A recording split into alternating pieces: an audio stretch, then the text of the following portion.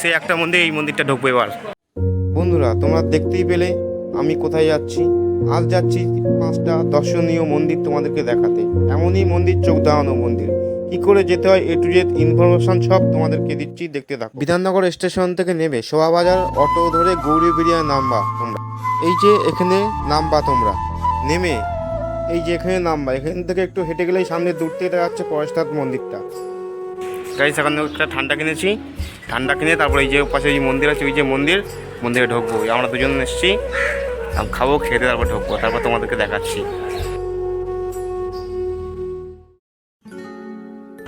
Guys আমাদের ঠান্ডা খাওয়া হয়ে গেছে, এখন সামনের দিকে চলো, দেখতে থাকো।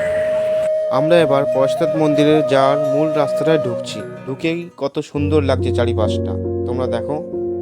দেখুন রাস্তার দুই ধারে ফুটিয়ে তোলা আছে জৈন বৌদ্ধ ধর্মের বিভিন্ন কাহিনীকে।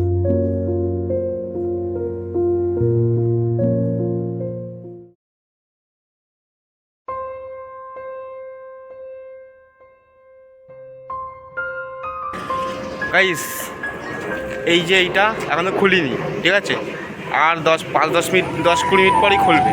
আর এই পাশে একটা মন্দির আছে, এটা দেখাচ্ছি। ওদিকে আরও একটা মন্দির আছে, ওইটা দেখেই নিয়ে আসি তোমাদেরকে, তারপরে তোমাদেরকে এই দিকটা দেখাচ্ছি ভালোভাবে, ঠিক আছে। চলো দেখতে থাকো। সেই একটা বাইরেটা, শুধু বাইরের দৃশ্যটা শুধু এখানে দেখো, কি সুন্দর লাগছে বাইরের দৃশ্যটা।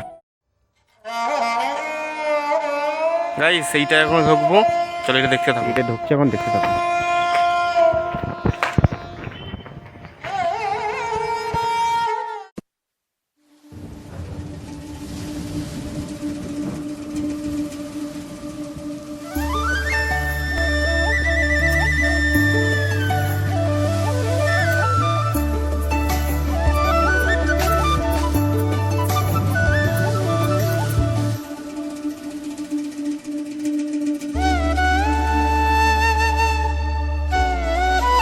বন্ধুরা এই মহাবীর স্বামী ছিলেন 24তম মহাবীর তীর্থঙ্কর।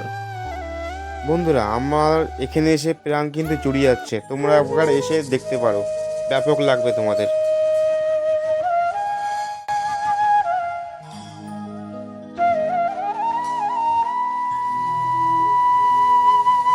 গাইস পুকুরটা দেখো, পুকুরটা খুবই সুন্দর লাগছে।